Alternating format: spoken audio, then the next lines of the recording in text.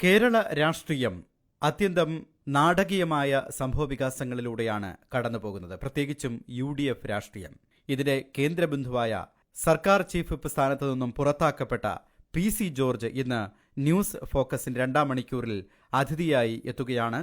നമസ്കാരം Shri PC George. Asianet radio news ഫോക്കസിലേക്ക് സ്വാഗതം. ഇന്ന് വൈകിട്ട് താങ്കൾക്ക് തിരുവനന്തപുരത്ത് പൗര സ്വീകരണം നൽകുകയാണ്. അഴിമതി വിരുദ്ധ പോരാട്ടം, അതിന് ശക്തി പകരുന്നതിന് വേണ്ടിയിട്ട് പൗരസമിതി സ്വീകരണം നൽകുന്നു. നമുക്കറിയാം, ദില്ലിയിൽ ഉൾപ്പെടെയുള്ള പ്രദേശങ്ങളിൽ നടന്ന അഴിമതി വിരുദ്ധ പോരാട്ടങ്ങൾ, അതിലൂടെ ഉദയം കൊണ്ട രാഷ്ട്രീയ പാർട്ടികൾ. താങ്കൾ ലക്ഷ്യമിടുന്നത് പുതിയൊരു രാഷ്ട്രീയ പാർട്ടിയുടെ ഉദയമാണോ? ഞാനൊരു രാഷ്ട്രീയ പാർട്ടിയുടെ ഉദയം അങ്ങ് എന്റെ മനസ്സിൽ ഇപ്പോഴില്ല. കാരണം ഞാൻ കേരള കോൺഗ്രസ് കേരള എമ്മിന്റെ വൈസ് ചെയർമാനാണ്. പക്ഷേ 6 മാസം കഴിഞ്ഞ് എന്ത് സംഭവിക്കുമെന്ന് ഞാനിപ്പോ പറയുന്നില്ല. പക്ഷെ എന്റെ മനസ്സിൽ വേറെ ഒരു നിർബന്ധമായ ബുദ്ധിയുണ്ട്. എന്താണെന്ന് ചോദിച്ചാൽ, കേരളത്തിന്റെ ആഭ്യന്തരമന്ത്രിയുണ്ട്, അദ്ദേഹത്തിന്റെ ലേഖനത്തിൽ പറഞ്ഞു എന്താണെന്നറിയോ?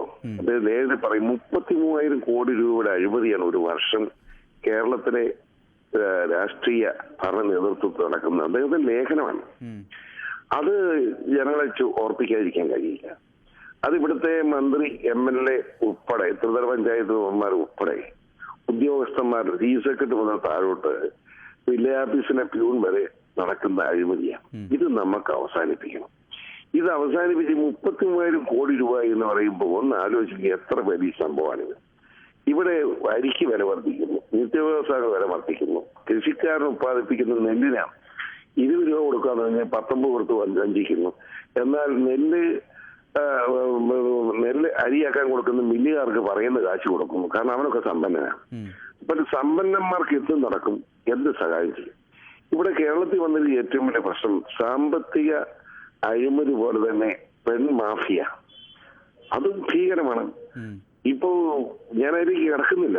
പക്ഷെ ഒരു കാര്യം പറയാം, ഈ പെൺ മാഫിയയും സാമ്പത്തിക മാഫിയയും എല്ലാ മാഫിയും താഴ്ച വളർന്നിരിക്കുകയാണ് ഈ 4 കൊല്ലം കൊണ്ട്. ഇത് നമുക്ക് തകർക്കണം. ഇത് തകർക്കാൻ കോൺഗ്രസിന്റെ പ്രവർത്തകരും ഉണ്ടാവും, കമ്മ്യൂണിസ്റ്റ് പ്രവർത്തകരും ഉണ്ടാവണം, BJPയുടെ പ്രവർത്തകരും ഉണ്ടാവണം. ഇതിനകത്ത് രാഷ്ട്രീയം വരുന്നു. ഇത് അടിച്ച് തകർക്കണം.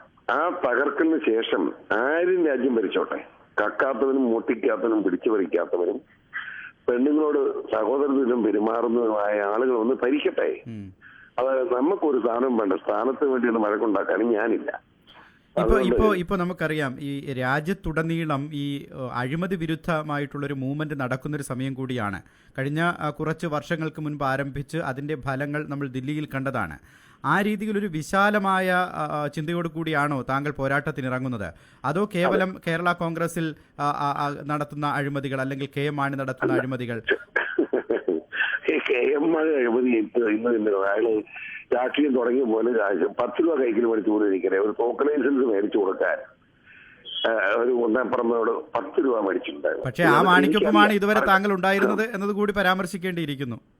പരാമർശിക്കാം. പക്ഷെ വേറെ കാര്യം നോക്കണം, ഞാൻ മാണിയോടൊപ്പം എല്ലാ കാലത്തും മാണി എതിർത്ത ആളാണ്. കേരളത്തിൽ ഒരു പ്രത്യേക രാഷ്ട്രീയ സാഹചര്യത്തിൽ UDFിനോടൊപ്പം നിൽക്കാനുള്ള ഒരു സാഹചര്യം എന്റെ മനസ്സിൽ UDFിനോടൊപ്പം നിൽക്കാൻ തന്നെയാണ്. ആ സാഹചര്യത്തിൽ UDF നേതാക്കന്മാരുടെ നിർബന്ധത്തിന് വഴങ്ങിയാണ് മാണിയിൽ ചേർന്നത്. മാണിയിൽ ചേർന്നപ്പോഴും നിങ്ങൾക്കറിയാം, ഇവിടെ എല്ലാവരും ഇപ്പം നിരീക്ഷകന്മാരൊക്കെ ഇപ്പൊ ജീപ്പ് സാധനം പോയപ്പോഴാണ് ഇത് പറഞ്ഞതെന്ന് പറയുമ്പോൾ എനിക്ക് കേൾക്കുമ്പോൾ ചിരി വരിക. ഈ സോളാർ കേസ് ആരാ വീട്ടിൽ കൊണ്ടുവന്നേ? ഞാൻ ഒരൊറ്റ എണ്ണം പറയാം. ഇതിനു മുമ്പ് ആരും മുഖ്യമന്ത്രിയോട് പറഞ്ഞിട്ടുണ്ട്, ഇതിനു മുമ്പ് BC-യോടെ പറ്റിയിട്ടുണ്ടോ എന്ന് ചോദിക്കുമ്പോൾ ആ പാവപ്പെട്ട ഒരു മനുഷ്യനെ തൃശ്ശൂര് നിസാർ എന്ന് പറഞ്ഞൊരു കാശ്മീരൻ സമ്പന്നനെ ചവിട്ടിക്കൊന്നപ്പം പരസ്യമായി DGP അയാളുമായിട്ടുള്ള ബന്ധം പരസ്യമാക്കി ജനങ്ങളെ കൊണ്ടു ഞാനില്ലേ.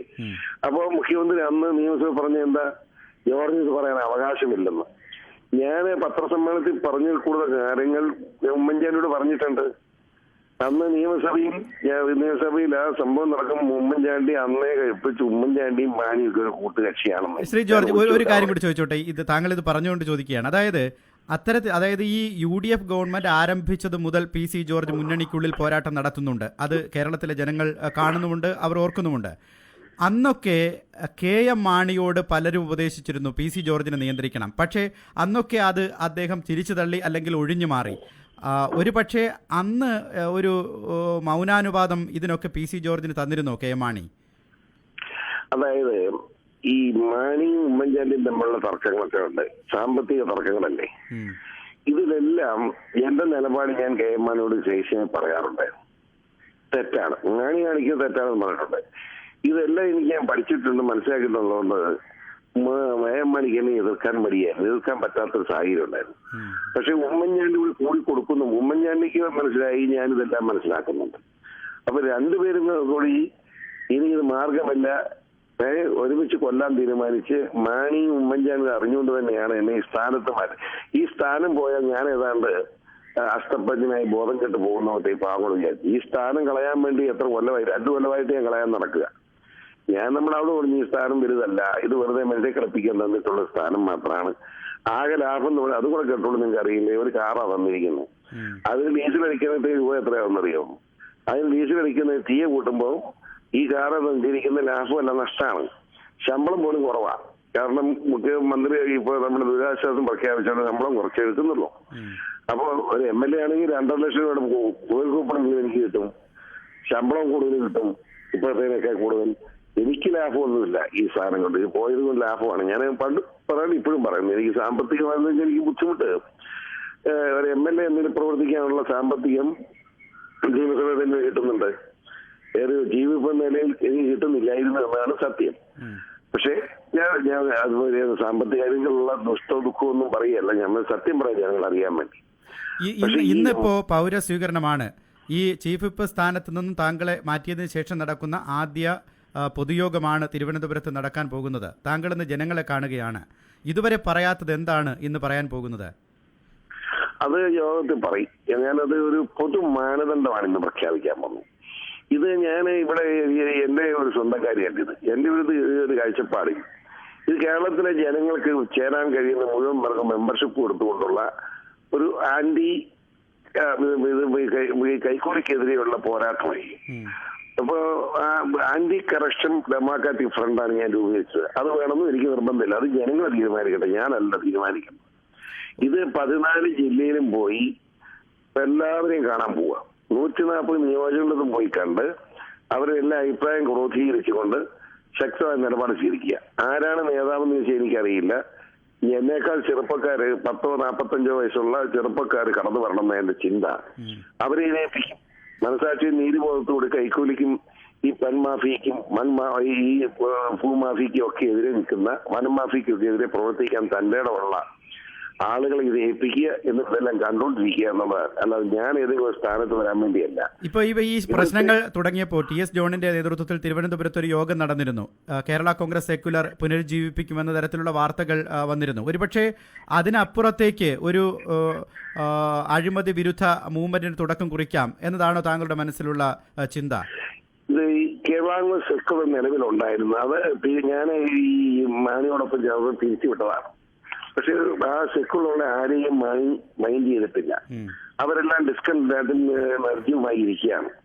അവരെ എല്ലാം കൂട്ടിക്കൊണ്ട് ജോൺ സാറിന്റെ നേതൃത്വത്തിൽ വിയോജിപ്പുകളുണ്ടാവും. ഞാൻ സെക്യുലർ മെമ്പർഷിപ്പ് എടുക്കുന്ന പ്രശ്നമില്ല. ആ സെക്യുലർ രൂപീകരിക്കാൻ അവർ തീരുമാനിച്ചു കഴിഞ്ഞാൽ എന്റെ വീട്ടിൽ വന്നിരുന്നു. ഞാൻ അവരോട് പറഞ്ഞു, നിങ്ങൾ നിങ്ങളുടെ സ്വാതന്ത്ര്യം, ഞാൻ ഇടപെടാൻ പറയാം. ഞാൻ കേരള വിഷയം വൈസ് ചെയർമാൻ എന്ന സ്ഥാനത്ത് ഇരുന്നുകൊണ്ട് തന്നെ ഞാൻ യുദ്ധം തുടങ്ങുകയാണ്. അപ്പോൾ ഇതിന് നേതൃത്വത്തിൽ ഈ അഴിമതിക്കെതിരെയുള്ള പോരാട്ടത്തിൽ ആരാണ് നേതൃത്വം കൊടുക്കേണ്ടതെന്ന് പറയാൻ എന്റെ മുമ്പിൽ ഇപ്പോൾ ആരുമില്ല. അത് വരണം. ഞാൻ ഒരു GP യാത്ര ഉൾപ്പെടെ ഇടും, യാതൊരു സംശയം വേണ്ട. അങ്ങനെ കറങ്ങി എല്ലാ നിയമത്തിലും കറങ്ങി വരുമ്പോൾ അതിനകത്ത് കൊള്ളാവുന്നവർ കടന്നു വരും. അവരെ കൂടി പ്രത്യേകിച്ച് എനിക്ക് അതിനകത്ത് വേറൊരു കാഴ്ചപ്പാടുണ്ട്. ഞാനിവിടെ ഈ നാടാമ്മയുടെ കാര്യം പറഞ്ഞു. അവർക്കറിയാനും വേണ്ട ഇപ്പോ ഞങ്ങളുടെ നിലപാട് എത്ര സ്ട്രോങ് ആയി. അപ്പോ പാവപ്പെട്ട നാടാരായ നമ്മുടെ ശക്തൻ സ്പീക്കറായി. ഒരു മന്ത്രിയാകാൻ വേണ്ടി യോഗ്യനല്ലേ? ഇവിടെ തിരുവനന്തപുരത്ത് 7 നിയമത്തിലെ നാടന്മാർ ഭൂരിപക്ഷമാണ്.